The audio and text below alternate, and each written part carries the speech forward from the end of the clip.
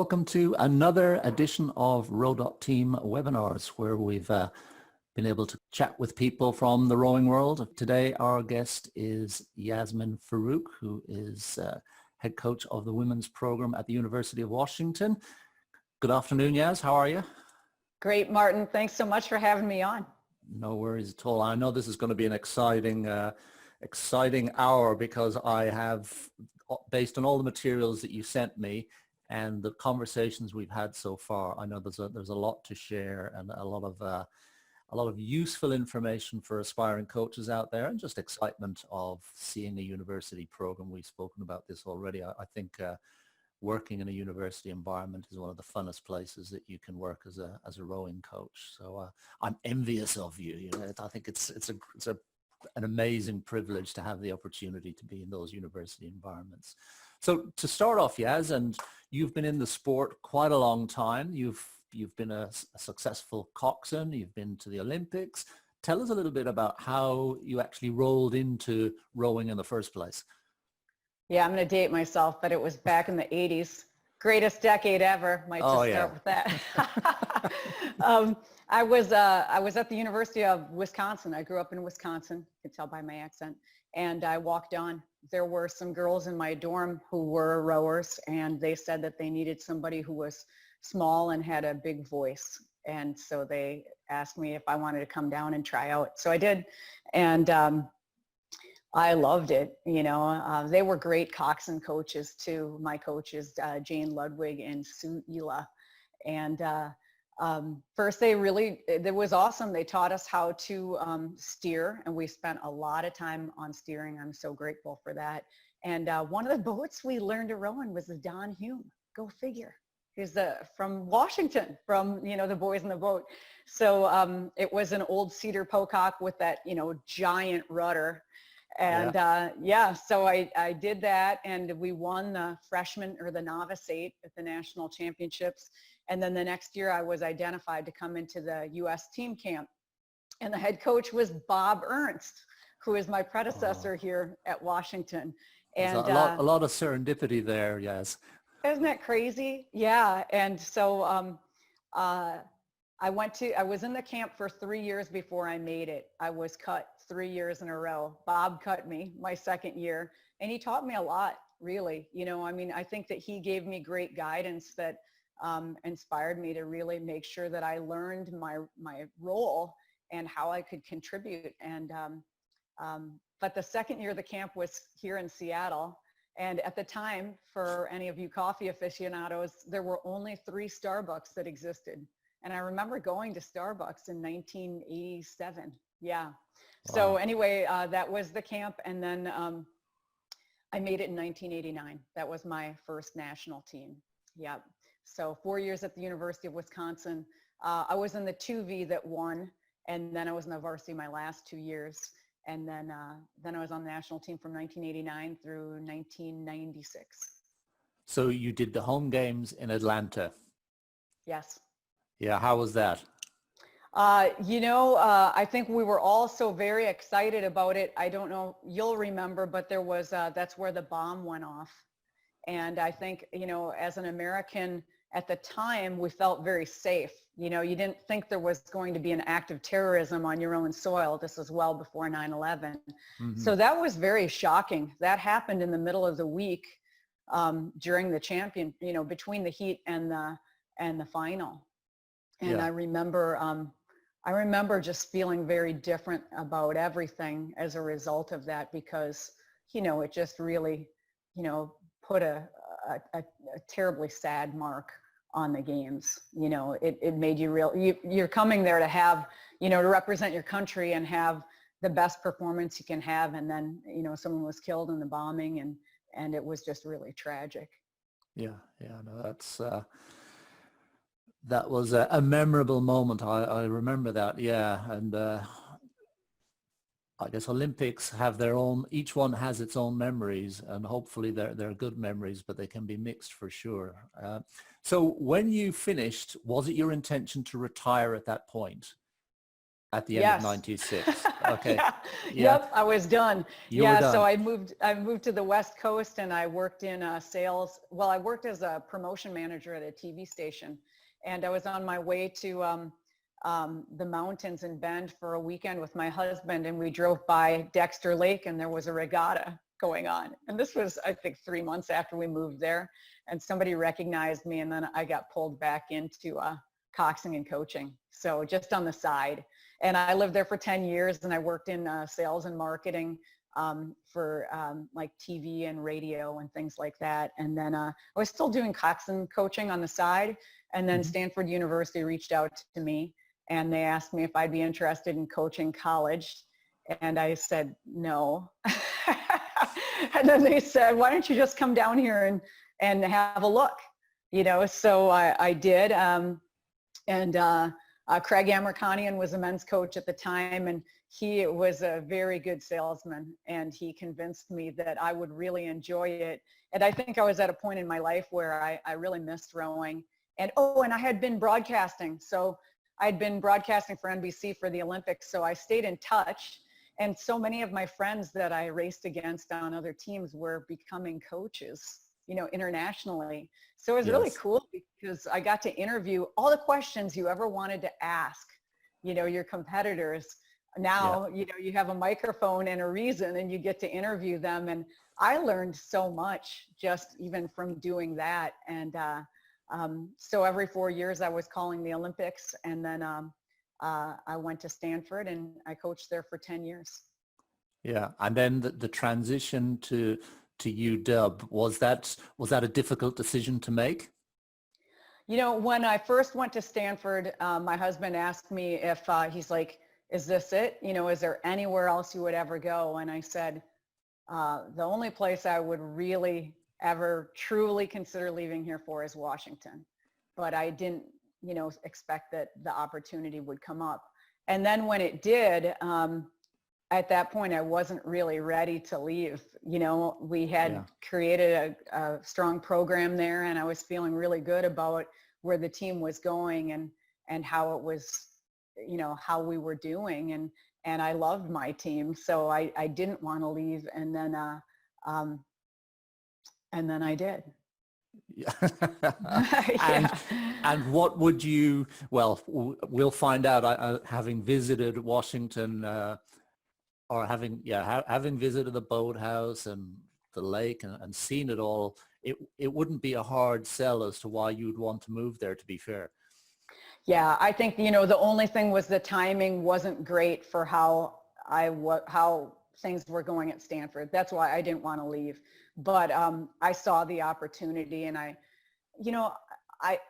felt like, I mean, I loved my time on the national team. I loved elite training. It was just, you know, I loved the routine. I loved all of it. And when I got to Washington, I really felt like I could recreate some of that national team experience at Conabear, because it's that kind of facility. It's that kind of place. It's a program that and a community that really loves our sport.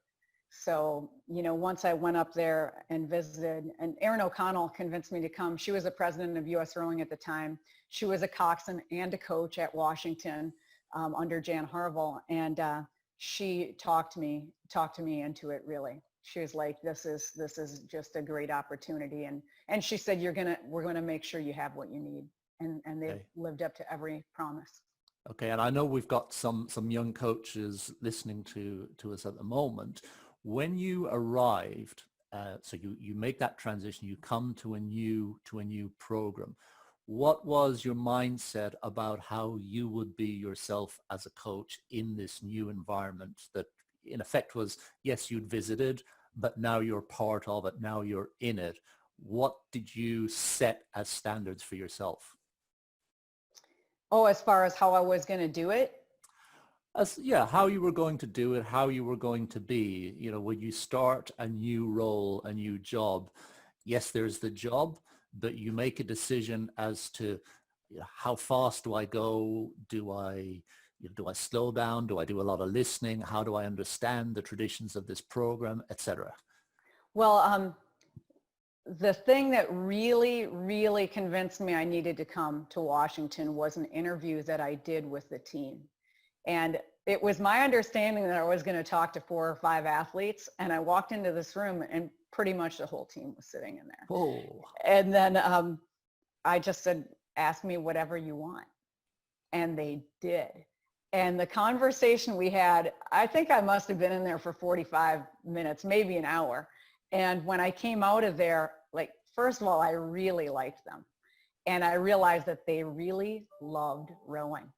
And so when, at the end of that conversation, I felt like this was a team that I was going to really enjoy working with. So we'll talk a little bit, I think, about, you know, like how I set the program up. But I think, you know, certainly a love for the sport plays a big role. And that, and then I think it was just a matter of like, if you're wondering like what my expectations were, I think our expectations every year are the same. It's to make boats, create an extraordinary experience within each boat and across all boats. That's it. And so it's not, we're going to go win and beat so-and-so or whatever. It's, let's achieve our true potential as individuals and teammates and make our boats fly. Okay. And during that session, were there any sort of show-stopping questions for you? Any questions where you really had a sharp intake of breath and had to go, ooh, I wasn't expecting that, or really have to think about how I answer this? Yeah, right. Well, they asked me, how do you deal with the injuries? I think you're always going to get that, right? And, you know, injuries are a part of sport for sure. But I definitely said that I felt like if we had really open communication and they knew what to pay attention to in advance, we could probably catch a lot of them before they happen. And I think a lot of injuries happen because of a lack of trust, you know, between coach and athlete, or they're feeling this pressure where they feel like they've got to push through it in the moment, not recognizing what the consequences are going to be later. So, yeah, I know. I'm trying to think, what else did they ask me? I just remember one of them goes, we're not afraid to try something different, you know, and it just kind of melted my heart because I was like, okay. I think they knew that I have a program that has a fair amount of volume in it. And I think a lot of times people will get worried that maybe that's the reason for the injury. But I think we all know that there is a lot more to it. And, you know, including, you know, how good is your core strength? How good are, you know, all of these other supporting muscles? You know, why are certain areas vulnerable? And if we do those things up front and identify them, then we can make people strong initially. Yeah. I'm gonna share this PowerPoint that you've sent me, because you've sent me some amazing materials, and I want to make sure that we share this with people, because I'm really excited by everything that I'm seeing here, and it's giving me a buzz. So because you love coaching college. I absolutely love coaching college, and you totally.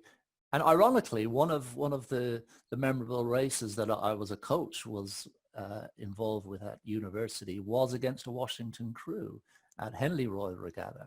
Yeah, it was that was a long time ago, but that's for a different day. Okay, the culture at UW. So can you see that slide? Mm-hmm. Okay. Yep. So essentially what we're trying to do is create a way of training where they ultimately control where they go. So certainly, like many programs will start out the year where they might pull a 6K. Well, they will. And we'll do a Watts test, and then we'll group them with other people that are like them. And then they can work within their group. And the key is, if they're improving no matter where they are, then they're going to earn opportunities. So we try to make sure that the system is really crystal clear and everybody understands where they can gain those opportunities and how they can grow, and then making sure that everything is very measurable so that they can track their progress. So I think those are the biggest things. And then, yes, are there standards? Sure. You know, like we'll have targets for various boat classes just based on our own past performances. And so they kind of have a sense of where they need to be. And if you come in and you're fit, then you're going to be rowing with some really good people. And if you come in and say you've got a really good erg score, but you're not that great of a technician, you're still going to end up in a group with some other people who are. And then that's going to enable you to build your boat skills with those people. So, and then I think the trust piece of it is, it's not top to bottom, it's all encompassing. So that's how I like to see it. You know, if we're all on the same page and we're all really focused on where we're trying to go at the end of the year and what the steps are that we need to hit to get there, then we're going to establish a high level of trust. And a huge part of that is really making sure that as a coach, you're approachable, and so that you can talk through, you know, the areas that they can work on. You know, some of them are going to be training. Some of them are going to be, for us, you know, it's school. So study habits, time management, nutrition, how you treat your teammates, how good of a, you know, how good of a teammate are you? That's a huge one. Yeah. I get, you know, you said earlier on about you got to put the coaches on the spot when you were working, you know, on the Olympic broadcast. Now it's my turn. Yes. True. So the young people may not recognize this guy, but this is Bobby Knight, who was one of the winningest basketball coaches in NCAA history. And that picture of him is a classic shot, because during that time, and this was the kind of time that I grew up in, where a coach would just say, do this, you know, and you didn't ask why, you know. My husband's always funny talking about football. The guy would be like, send him off to do wind sprints. And you just look at him and go, take off. Yeah. And it wasn't that they did anything wrong. It was, or, you know, right. It was going to be really hard. And the guy was just like, I said to do it. And you just did, because you were just told that you should. And I think we live in a time now where the generation I'm coaching, they have questions. And if you answer them to the best of your ability or engage them, then you're going to get way more out of them, because they're going to understand. And the other thing, Martin, too, is if you're making it up or lying, they can look it up on the internet in 5 seconds. So. Yes. Information flows a little bit more freely these days than it did back then. No kidding. It was difficult to fact check. Yep. But I feel like when you give them the answers to their whys, that empowers everything, or that, you know, the what's in the house. If you do that, then that makes their whys very powerful. You know, the why behind the performance, and then you know, then we're all aligned, and then we're all really excited about where we're going. Yeah, and that's what I loved about coaching at university, is you're dealing with smart people, and they want to know what they're doing and why they're doing it. And like you say, if you can explain and it justifies and it makes sense, then they're in. It influences them.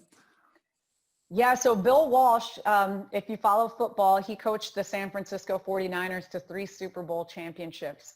His nickname was the Genius, which he hated, by the way. And he created the West Coast offense, which was quite the innovation at that time. And he came back to Stanford, which is where he coached prior. And he was a mentor to all of the coaches. And what an amazing guy to get to just walk into his office and pick his ear.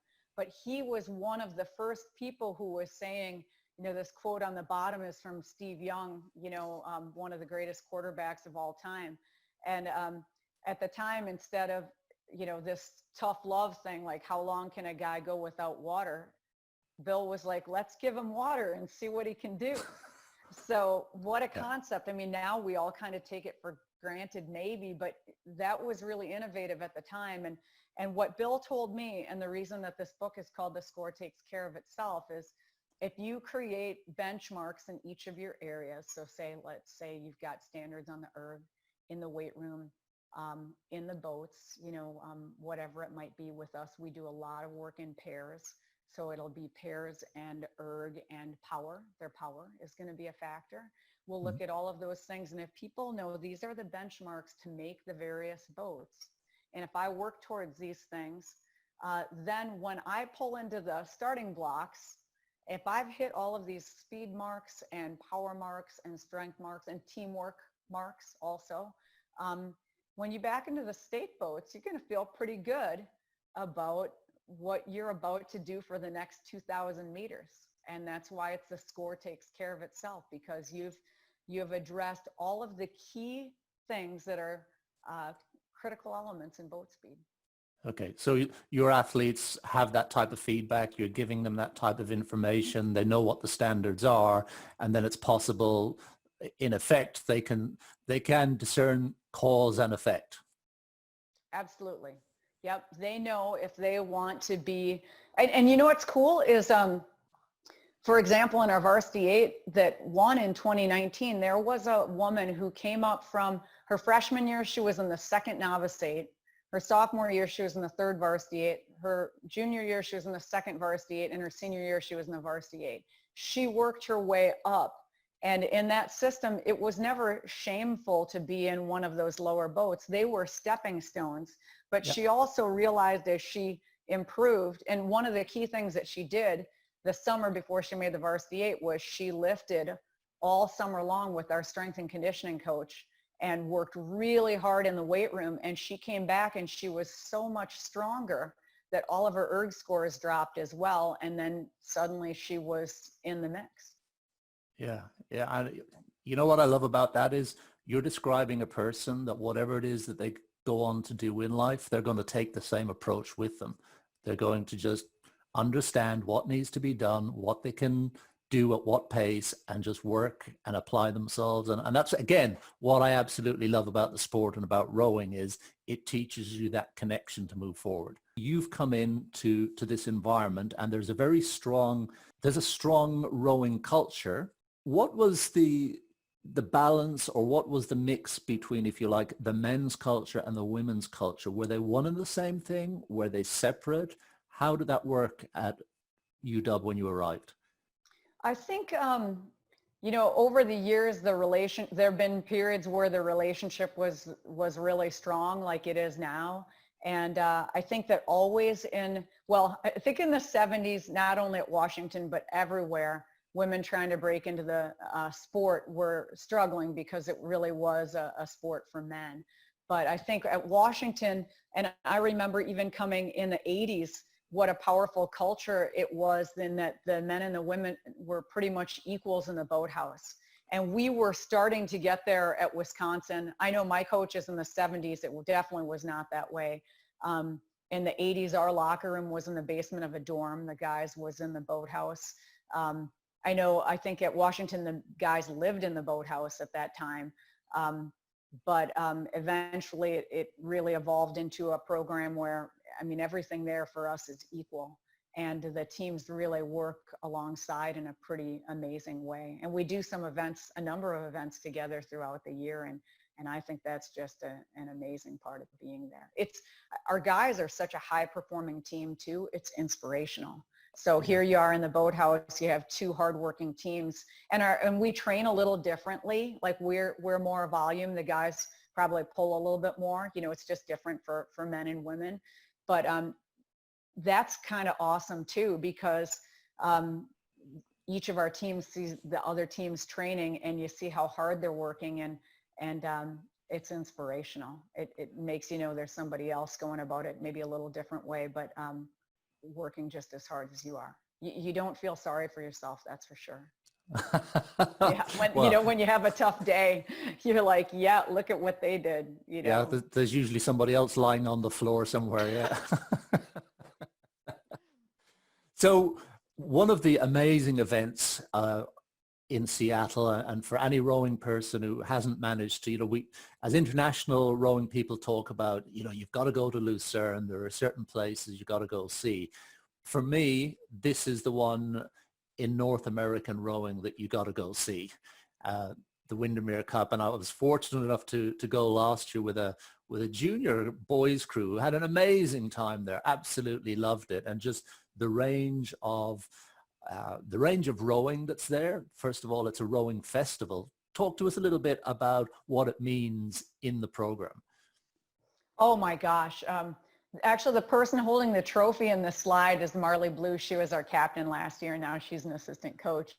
And she thinks that the Windermere Cup is the most important race after the NCAAs.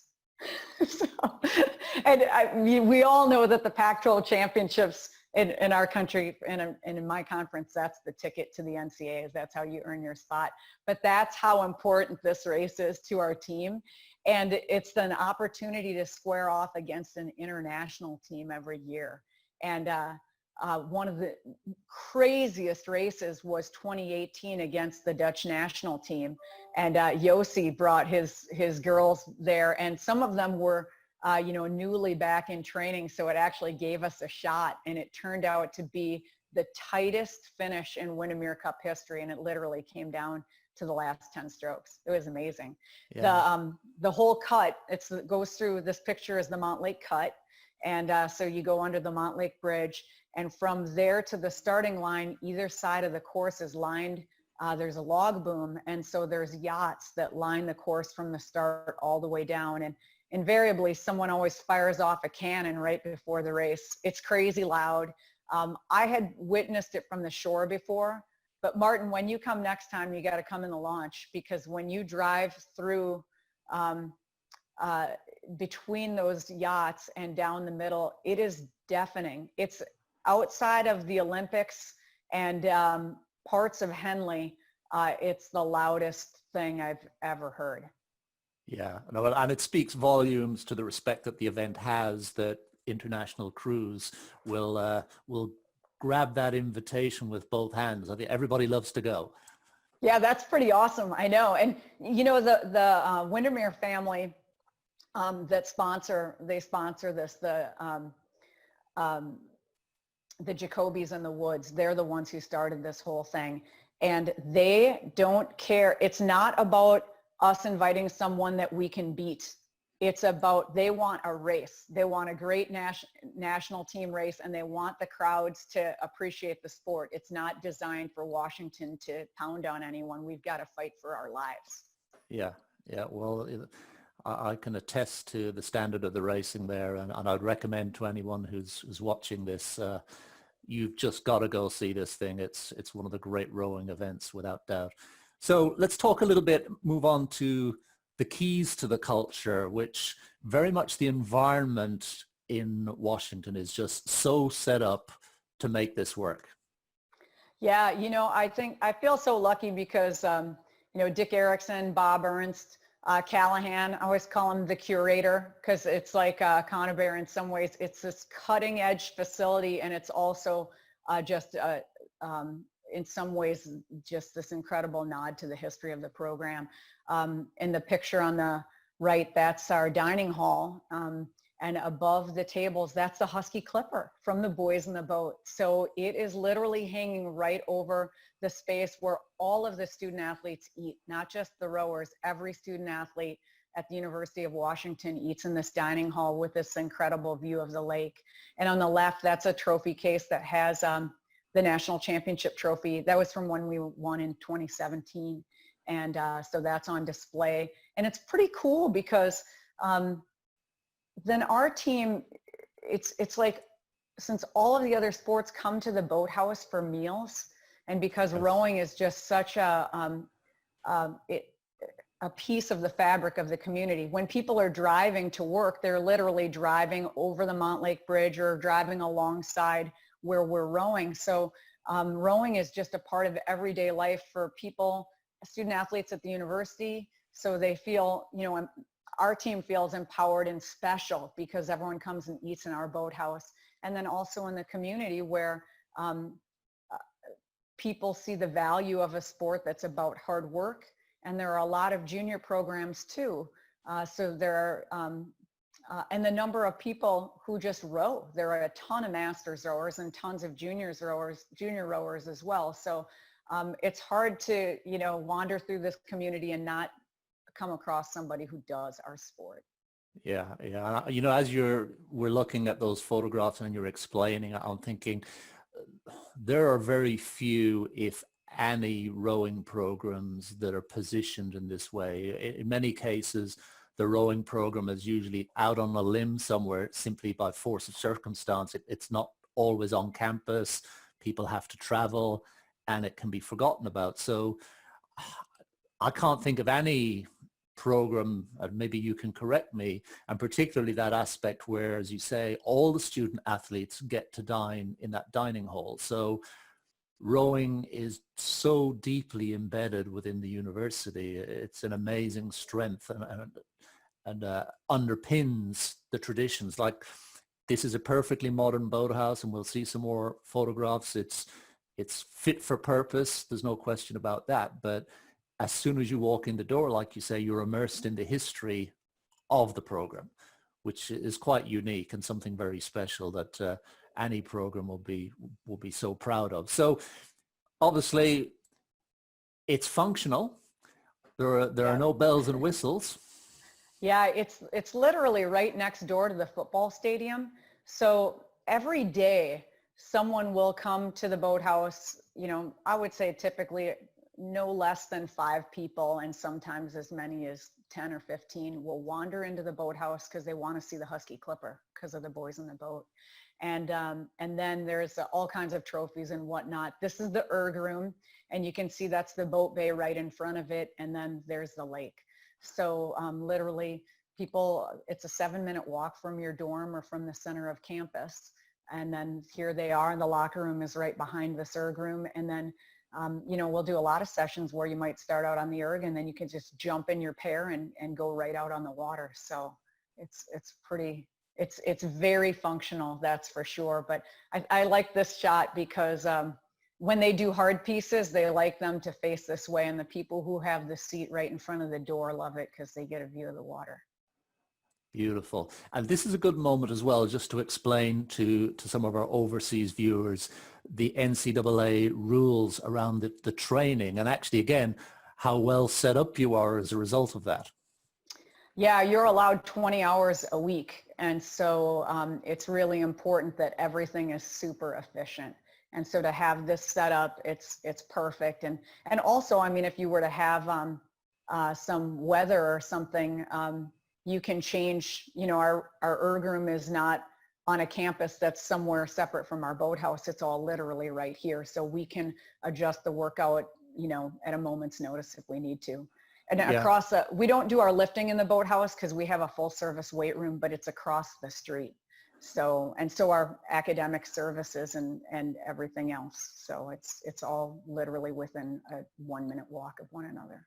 It certainly is. And just explain a little bit about, again, for people, because I'm fascinated by this, not having, if you like, been brought up in this environment and completely understanding the rules around this, when the clock starts and what's in the rules and what's not in the rules with regard to those accumulated hours. Yeah, practice, meetings count. If somebody comes into your office and they want to talk about training, the clock starts. Like, you got to count it. So if it's mental health or something like that, then no. But if you're going to meet with someone and review video or talk about their technique or anything like that, you've got to count all of that too. So you have to be really efficient.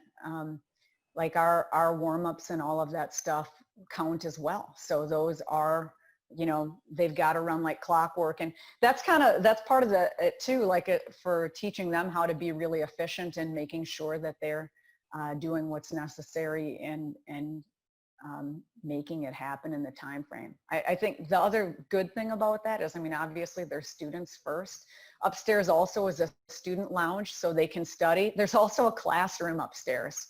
So it's a place that people like to hang out and do their homework, but because all of these things are right there, it's super efficient. So they can get to the boathouse, have their stuff on and be ready to hit it. And then as soon as the practice is over, they can be showered and upstairs at dinner in 10 minutes. You obviously have a strong link with your alumni as well.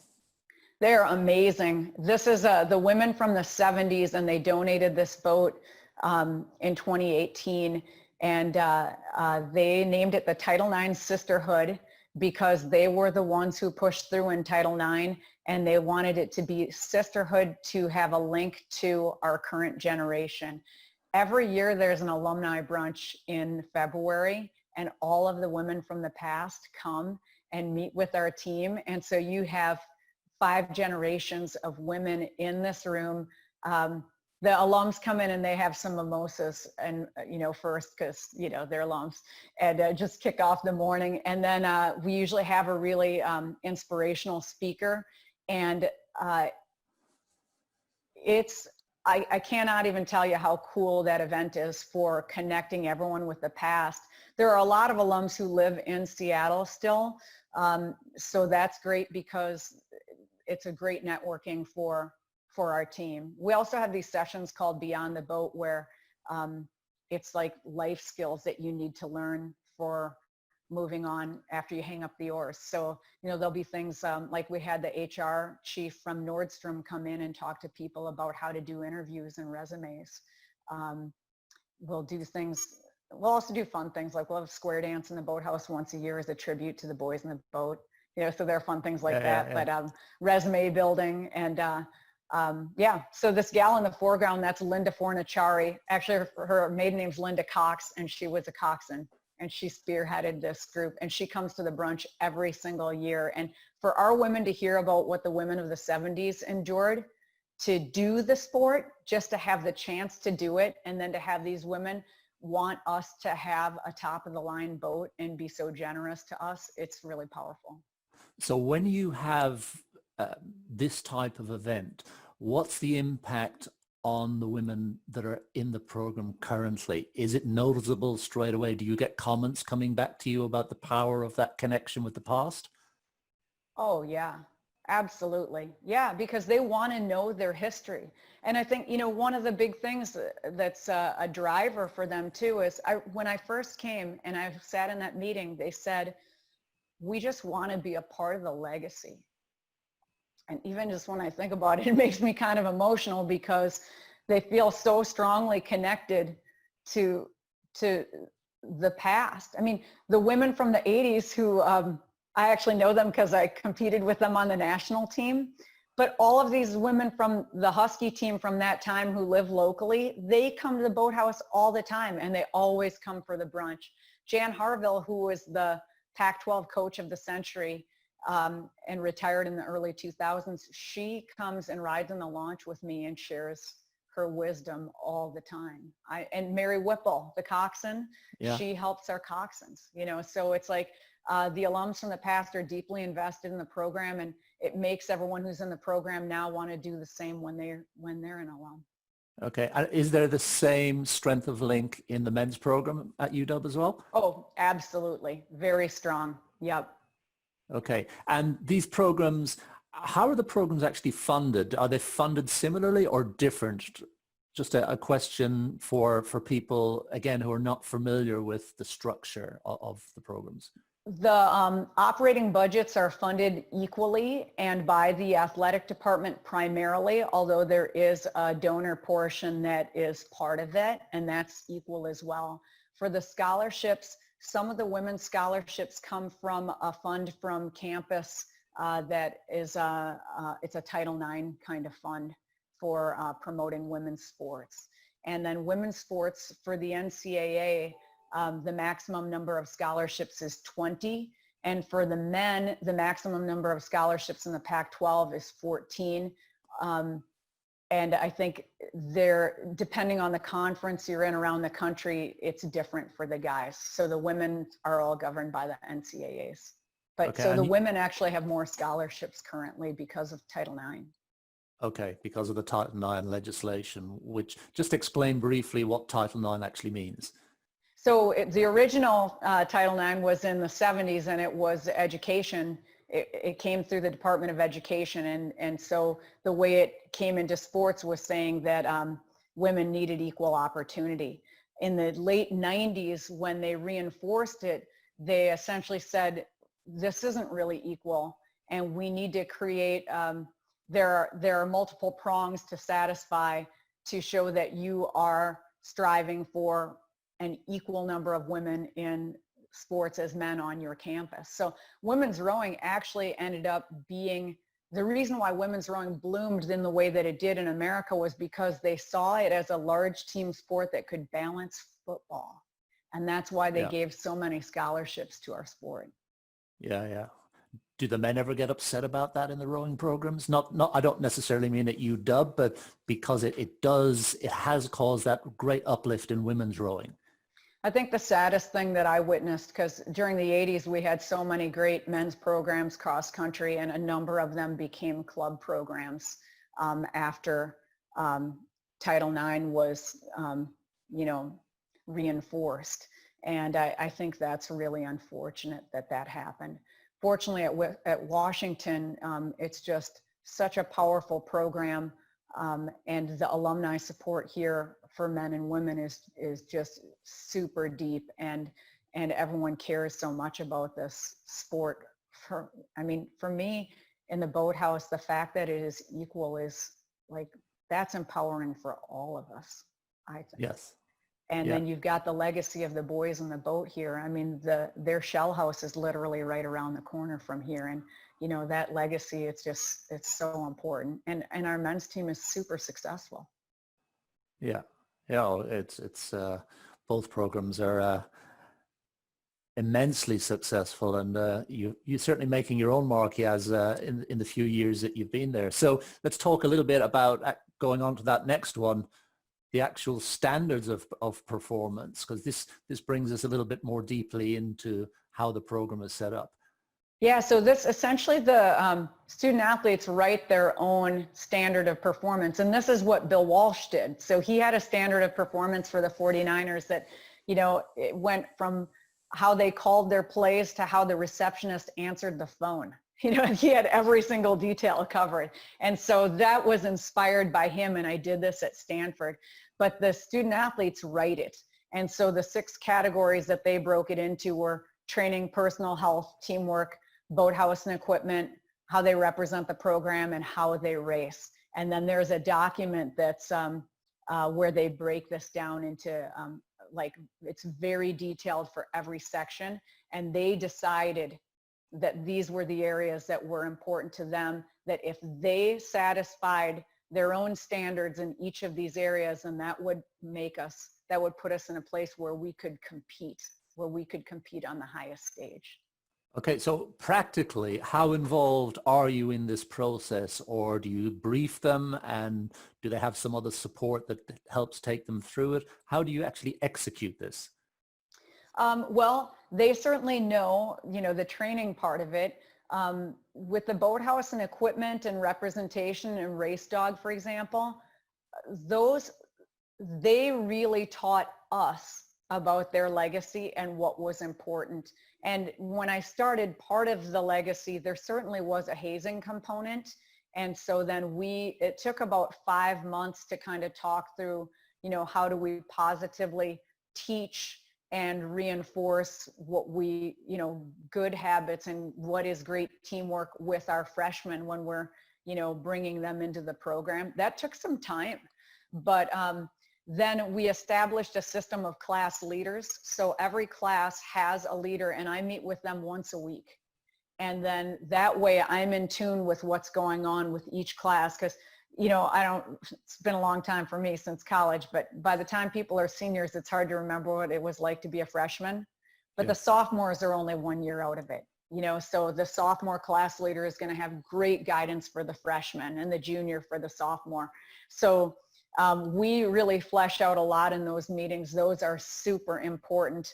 And our leadership group, they've been critical during COVID. With everyone being quarantined, they were just on top of everything as far as helping us help everybody adjust with the situation.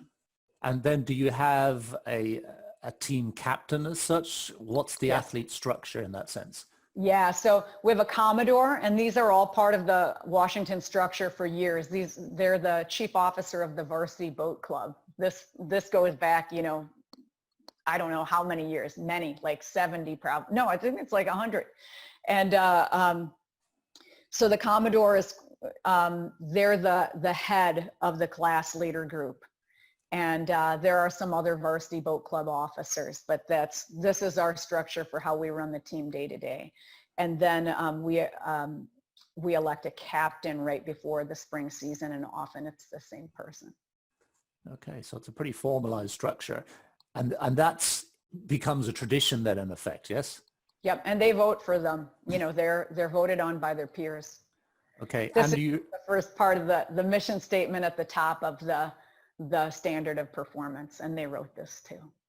Okay, so they wrote this. Yeah, it's beautiful because it's everything that should be in a club environment where the athletes take that responsibility. Going back to your first slide about the accountability, you can see where that can come from. I'm really curious as to, was that there when you arrived, or is it something that you had to work on or take at a certain level and build up?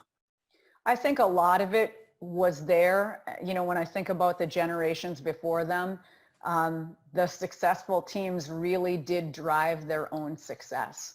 So I think a lot of it is in the history. And then as far as I think that we do a really good job of delivering them to the starting line where they are ready to take charge of their own destiny. You know, like it's a process throughout like we're working on it every day. But I think maybe as a coxswain, I think about this a lot because when my coach picked me as a freshman to be the coxswain for the novice team, she said, I picked you because I knew that you'd be an extension of myself on the race course, because she couldn't go there, you know? And so I've always been super aware of that. And I always feel a moment of peace when I shove them off the dock, because I feel like they're going to be ready. And you and I talked about this before, but you know, they've got to be able to, there's no halftime in our sport. You know, they've got to be able to manage their situation and handle whatever comes their way during the race without us saying a word.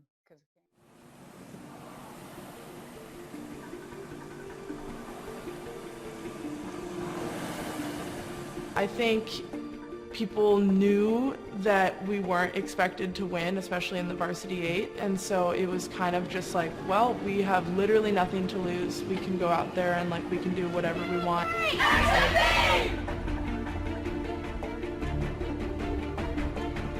Now it's time to go to the Division I 1/8 Grand Final.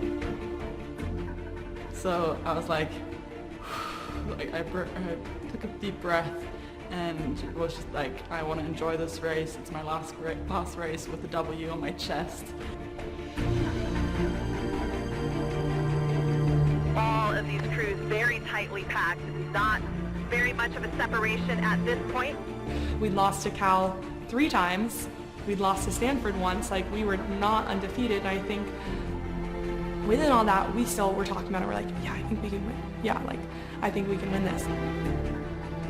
So it is now Michigan still in the lead. Texas is moving. Ohio State, Cal, Stanford. Very, very close for that 3rd position. Washington now is in 6th. No one plans to be in dead last at the halfway mark, and then especially no one plans to go from dead last to 1st. Like, that just doesn't happen. We're at 38. We're coming into the last 500. And guess what? We got speed up our sleeves. Wow! Wow! Here comes Washington now moving through Cal. We've got less than 500 meters.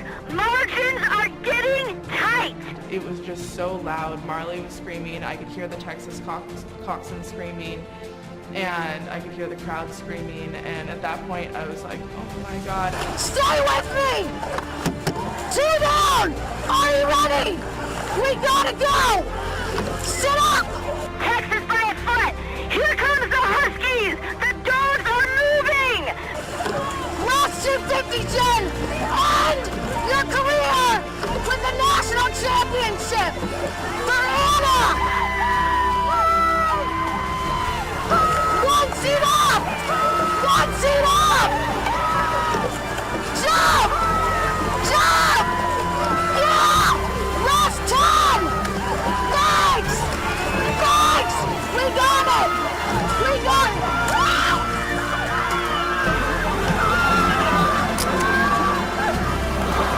Yes! Yeah! Yes. Does your heart rate still go up when you watch that? Every time. Yes, it does. Yeah, it's just, I just remember I jumped up on a picnic table when they came by me because I saw them moving and I thought, oh my God, I think they've got enough room. And they did it. But, you know, like that, I think it just, man, the NCAA is so competitive. You know, what a tribute to all 6 boats in that field. It was just, I think, one of the most fantastic. It's the tightest, most exciting varsity 8 race final. I think every coach who was out there that day would agree on that. But the night before, that was the first time that 5 teams qualified boats in all 3 grand finals in NCAA history. So that means 5 teams had an equal chance to win it. And that had never happened before. And, you know, that just makes me warm inside because it just shows you how far our sport has come. Yeah, the standard there is amazing. And that's just a good moment as well to talk a little bit about the level of athletes across your program and the representation and where they come from, and indeed across a lot of the programs, because I know you're aware of the depth across all these programs now that leads to that type of racing. Oh yeah, it's so cool to see. You're seeing more and more of these women at the NCAAs representing their countries on the national level, not just under 23, but also senior team. And so when they're in this kind of racing where it's this close, I mean, you learn so much from these kinds of races. Like there's no substitution.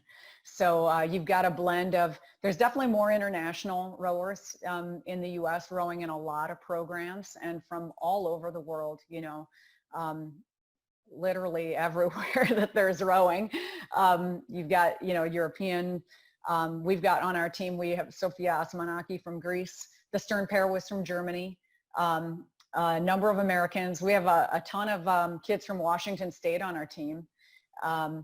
And for us, for our program, I think what's unique is it is a blend of some pretty high-end experienced athletes who, you know, decide that they want to come and race for Washington.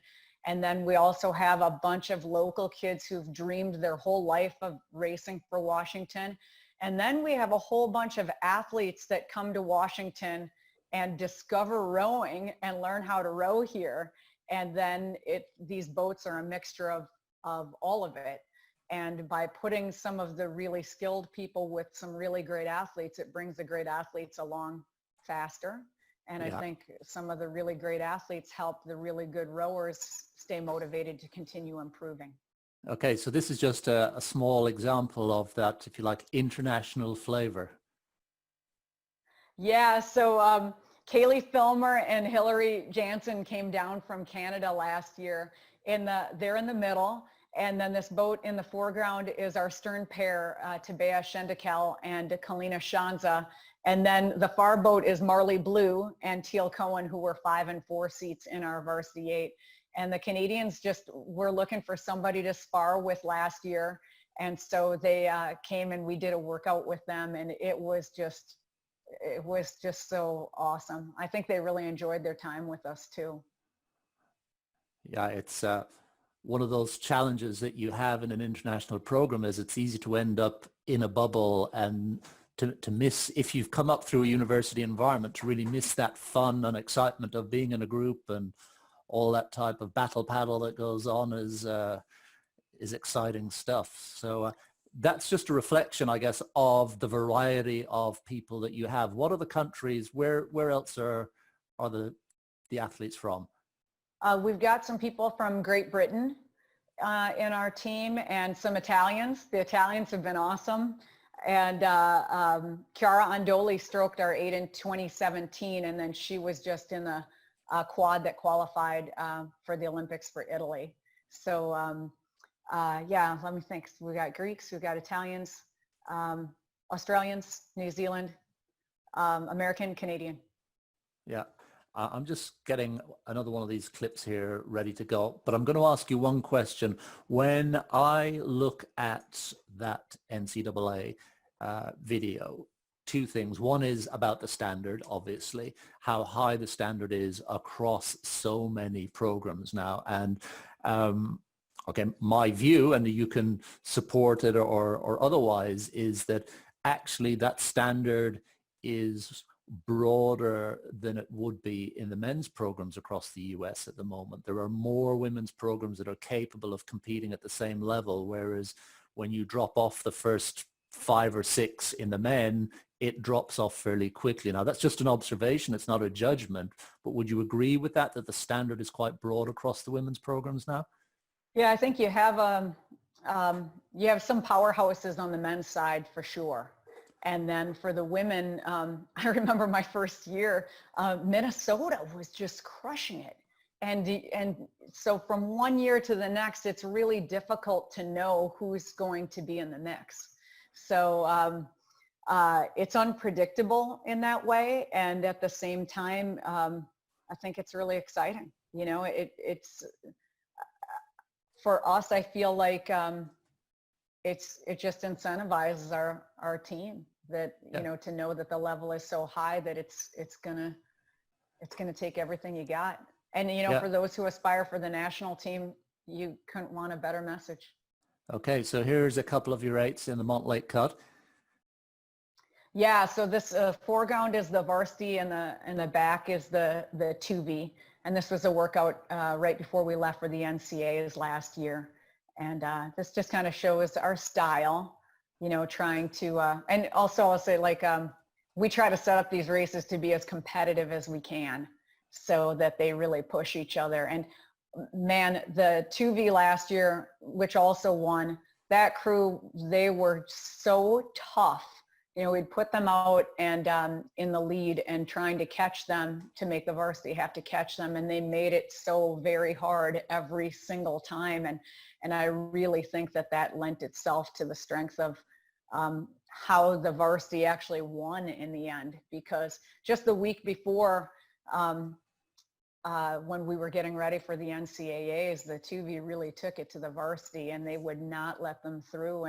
And I think it really helped the varsity figure out the nuances of being in the side-by-side situation and how you're going to handle it. And each race at the NCAA, they made a step and got better and better and better. And then by the time the final came, they were able to break through. And I made a comment about the NCAA final. 2 things that I observed. The first one was about the standard, but the second one was you're in 6th place. In the middle of that race. So you end up in 1st place, Yaz. The question is, why? Well, Marley Blue and I were just talking about this the other day because she goes, you know, our first 1,000 wasn't bad. She goes, I felt like we were executing our first 1,000, just, you know, it was good. Just everybody else was ahead. So, you know, on one hand, they stuck to their guns.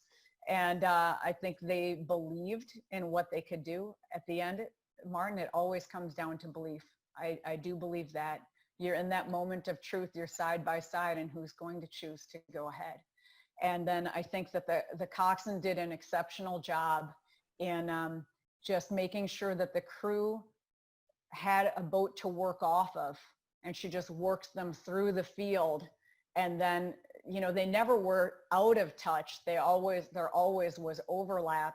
So she just worked them into striking distance. And then I definitely knew that they had a sprint. That's the other thing too, is practicing for every scenario. And I remember she said that she went through that race in her mind because they had won and lost in every scenario imaginable. And at the Pac-12s, they finished 3rd, you know, and it was boom, boom, boom. So I'll say this about them too, because I think it's important.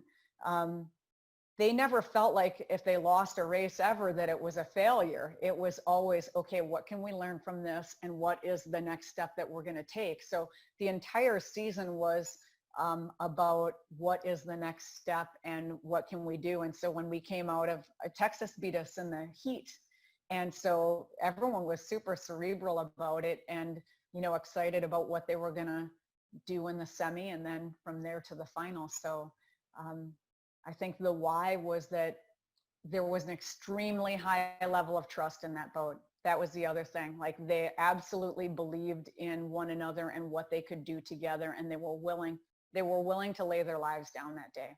They were absolutely willing to do that. And then when the calls came and they listened and they found it for each other. And I think we don't look at any of these competitions as beating someone else. We always look at it as you're trying to create an extraordinary performance together. And the best analogy I can think of is, I was thinking about this. When I was a kid, I played piano, and I'd have to play in these recitals. And I remember being nervous, where you think you didn't want to make a mistake, right? And then later on, I played in a band. I played the saxophone. And when you're in a band and you are creating this beautiful piece of music, you lose yourself in the music. It's not about the notes that you're physically playing. It's about how you are contributing to the overall sound. And that's how that boat and this team, that's how we try to teach them to race. Yeah, that's pretty special, because as a third party, you look at the final part of that race, that final 500. You're looking across and you're thinking, you know what? Any boat could win that race, but there's going to be something special about the boat that does. So it's a testament to what you're putting in place with regard to that trust, because you can see, and you're absolutely right, when you listen to the coxswain, she has no doubt where she's gone. Okay, so let's share a little bit of, because we looked at you rowing in the 8, and you've mentioned a little bit about how you want to row. So let's have a little look at this piece of you in the pairs. Oh, wow.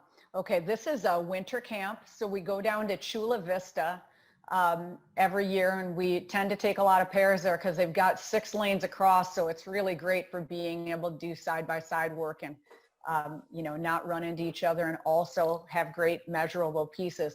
I think that's the other thing too, is like making sure you structure the workouts in a way that the athletes are really going to get something out of it. So these were 250s, and this is it's a blend of people of different levels. And so, for example, the boat that's behind on the left, that's one of the gals who had a really good erg score and now is getting better and learning in the pair, and will cycle people through with different partners to try to help bring up the people who might have a lot of power, might have a great physiology, but are still working on their skill. And then there are certainly people like Kalina Shansa, who was the 7th seat in the varsity 8 last year. She wasn't a big erg, but she was the top in the top starboard in the pairs always, so she earned her way in because she could always help whoever was with her move the boat. Yeah, one of the things that I really love about the pair is, because so much of our training has, I guess, veered towards the erg, that the pair really rewards someone who can move a boat, and actually it gives them that opportunity to have the respect of the athletes around them, because they suddenly recognized, okay, this person isn't necessarily a big puller, but I want to be in the pair with them. Totally. And you know what? The cool thing about her was her work ethic was undeniable. This is Kalina. And she was a senior, and she was still focused on improving. And she was so clearly invested in trying to improve in any way that she could. And then she was kicking ass in the pair. And then you're like, that person's a role model. Then they're inspirational to everybody. And it's not necessarily because they're the fastest on the earth. Yeah.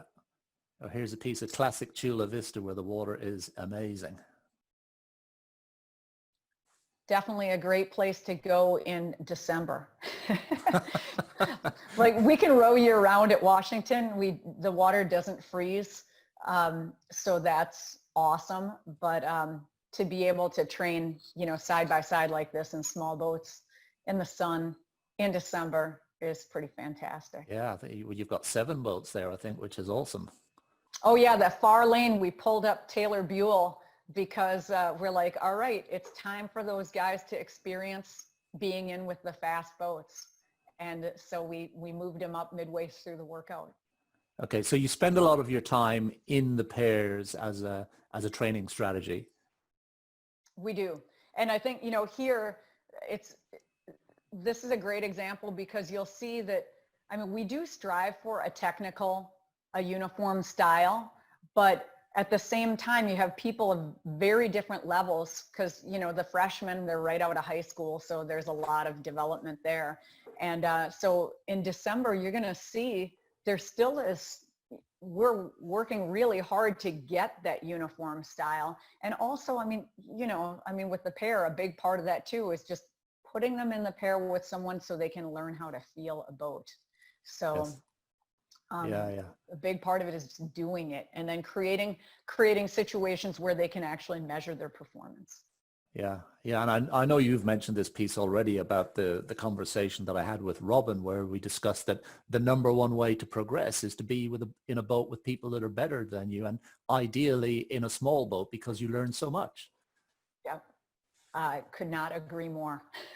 We try to create that situation as much as we can, and they know it too. Like we'll see what happens here with re-entry to the boathouse and COVID, but people will be here in the summer just so that they can get out in boats by themselves and spend time developing those skills, and singles too. Like we want every single person to learn how to scull if they don't know how to already. Okay, excellent. Yeah, do you do much in 4s? It's funny. It depends. Every year it depends on what's the need, so as a coach, you got to identify what is the primary need this year. So if you have a high level of depending on how the fitness is and whatnot, sometimes the 4 has a really good role. Maybe for somebody who is developing, say they're someone that can really come along, they're still pretty awkward in a pair, the 4 is a good place to kind of see what that person can do. But that doesn't mean we give up on the pair. We keep feeding them into the pair, and over time they're going to get better at it. But the 4 is often a great place for people to we have more accountability than the 8, but it's more stable than the pair. Yeah. And how do you go about selection then? What's the balance of how you actually decide who ends up in a boat? Because this is always a challenge for every coach. Yeah. I guess it starts with, it does start with the erg, but it starts with the erg in September. And then they build a resume of results in pairs throughout the year. So the pairs play a really big role in it because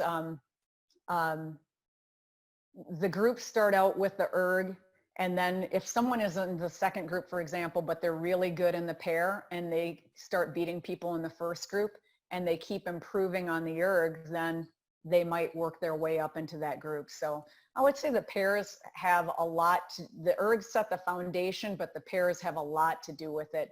And then we might, fine tune the combination in the big boats after that. Okay, and then these big boats are rowing beside each other. This sounds like a very similar experience to the one that I had at university, where it was that, in a way, the broad sorting out just at the beginning of the season. You use the erg because it at least gives you something. You've nothing else to go on. Then the pairs builds that respect, and people start to understand who moves boats. As they migrate into the 8 and the 8s compete against each other, you begin to see that, I guess, that the difference in standard as you go along. So does that leave you then feeling quite comfortable with the decisions that you've made at the end when you've got your boats? Or is there I guess as coaches, there's always 1 or 2 seats that we're still tricking around with in our minds. Yeah, I know. That's the age-old challenge. I think you go into racing and you see how they do. That's the other thing too. It's like, how do they race? And then you look at, is there anything in the second boat where there's somebody there that might offer something to the first boat that's not there?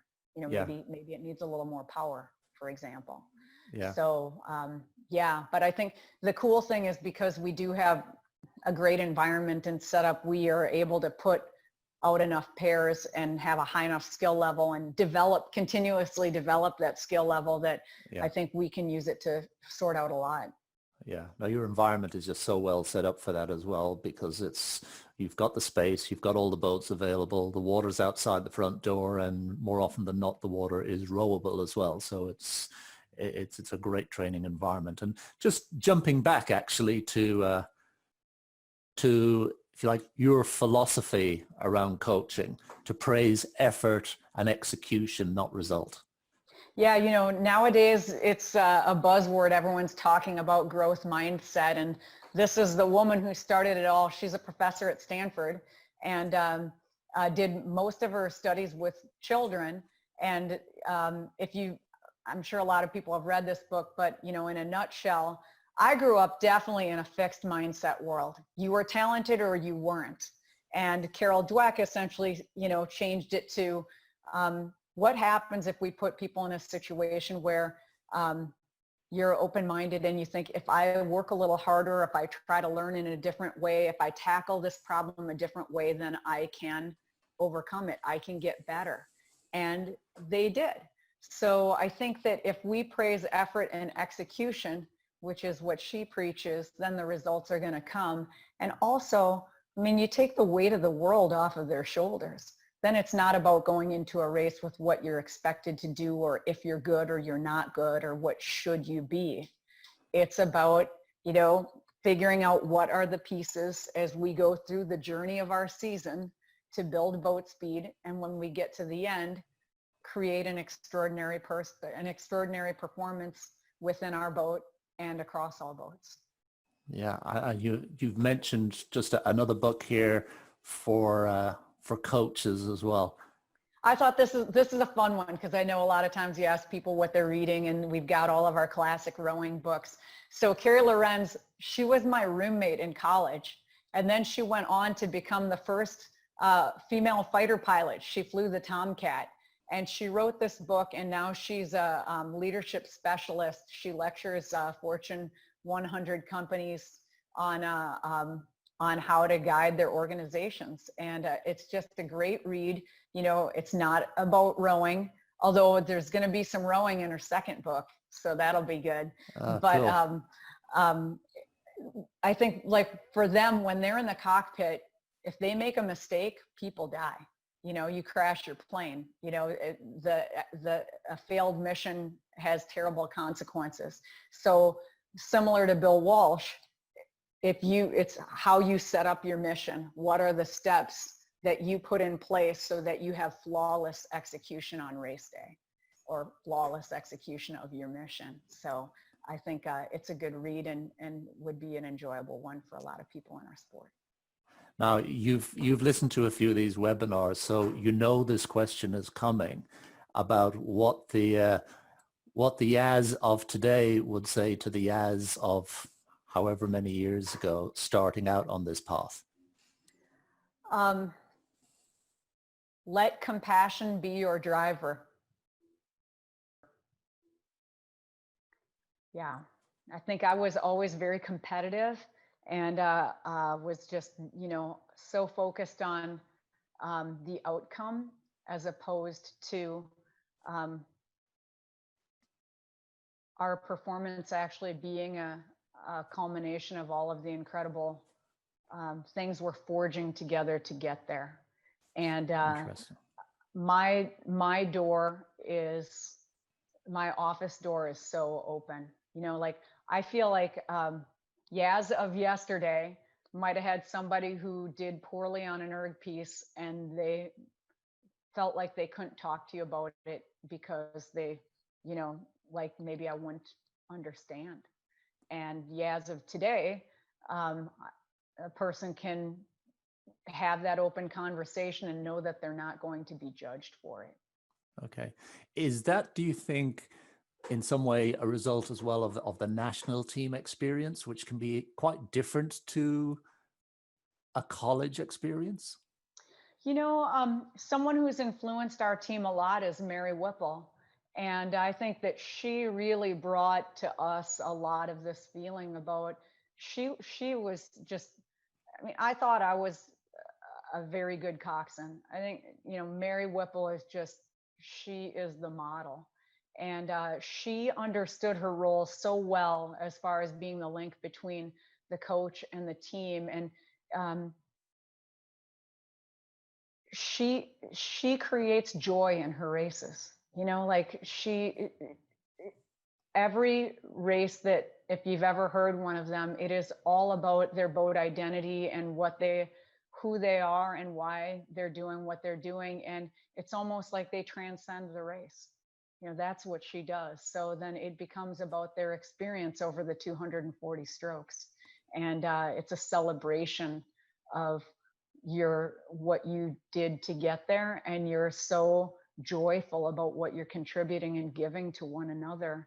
That's what the race is about. And so to me, she's my inspiration in that way, because she did it at the highest level and won 3 Olympic medals, 2 of them gold, with that kind of philosophy. Interesting. So you certainly, that sounds like you have evolved over time very much yourself as well, in terms of your approach to compassion, your approach to, like you say, being able to deal with those difficult moments. Oh yeah.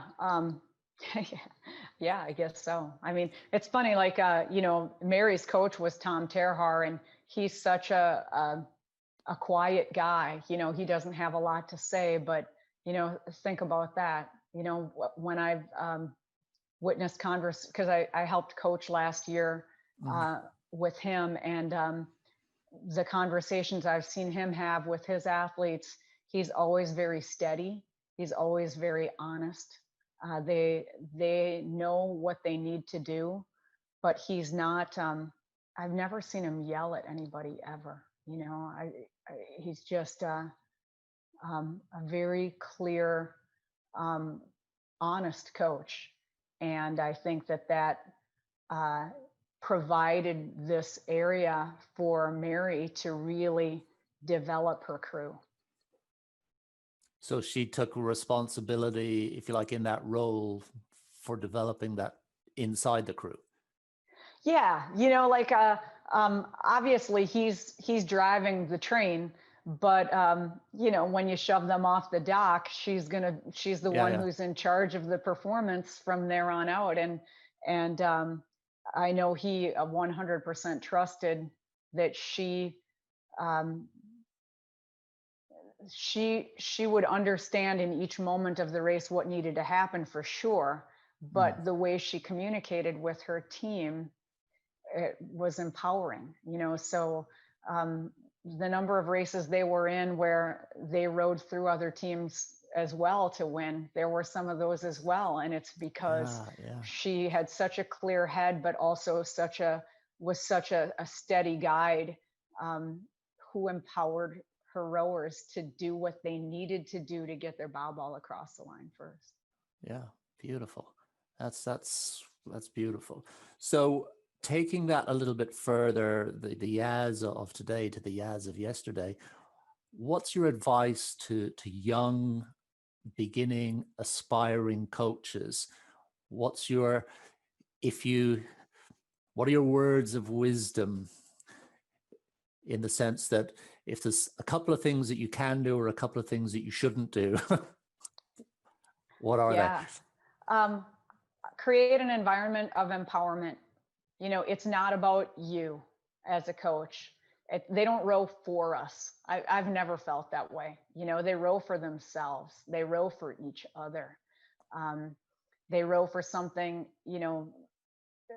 that's bigger than all of us combined, if they're really doing it right. So make it about them, and make it about how you're going to help them understand their path, understand the steps to get to where they want to go, and nurture that, and nurture all the positivity, and support the people who are bringing that, and then help them. You know, if you ever have somebody who comes in where maybe they're just immature, or they don't understand yet, find a way to communicate with them where it isn't necessarily you're dropping the hammer on them, but also if you can use the leadership within your team to guide them, that's going to be even more powerful. I don't think there's anything better that can be said to summarize an approach than what you've just said. And we've blown out through an hour and 20 minutes here, Yaz. Can you believe that?